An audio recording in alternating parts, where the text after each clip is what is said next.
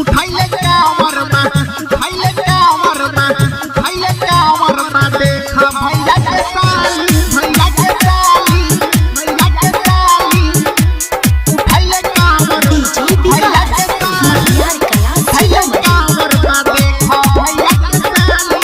मां Gauri recording studio Saharsa.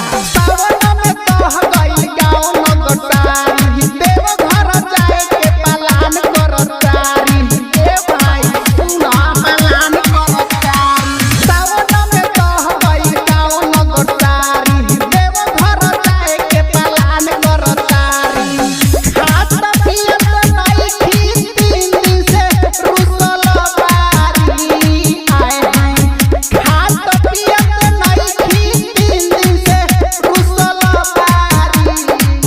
उठाइले कांवर बा उठाइले कांवर बा उठाइले कांवर बा देखा भैया के ताली उठाइले कांवर बा देखा भैया के ताली उठाइले कांवर बा देखा भैया के ताली उठाइले कांवर बा उठाइले कांवर बा उठाइले कांवर बा देखा भैया के ताली।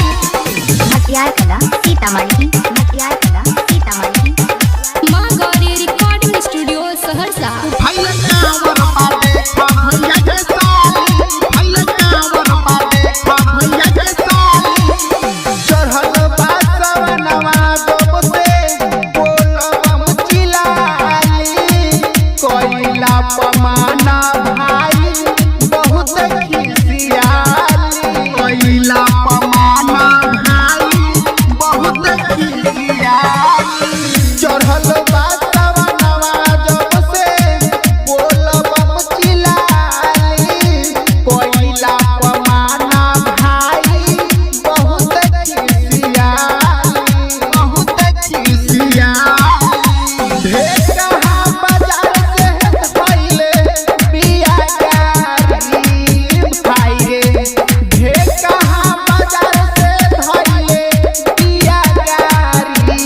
उठाइले कांवर बा उठाइले कांवर बा उठाइले कांवर बा देखा भैया के ताली उठाइले कांवर बा देखा भैया के ताली उठाइले कांवर बा देखा भैया के ताली। उठाइले कांवर बा उठाइले कांवर बा उठाइले कांवर बा देखा भैया के ताली।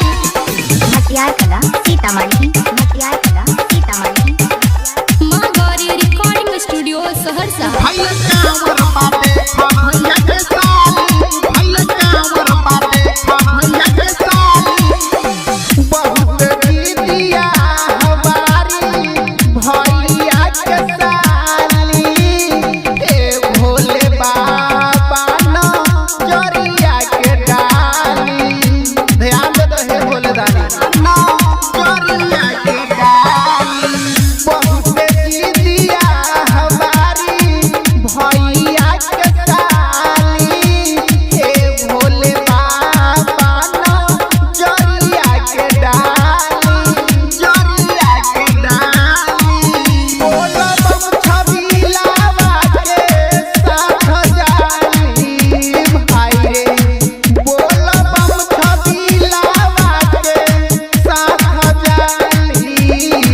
उठाइले कांवर बा उठाइले कांवर बा उठाइले कांवर बा देखा भैया के ताली उठाइले कांवर बा देखा भैया के ताली उठाइले कांवर बा देखा भैया के ताली। बुझला भाई।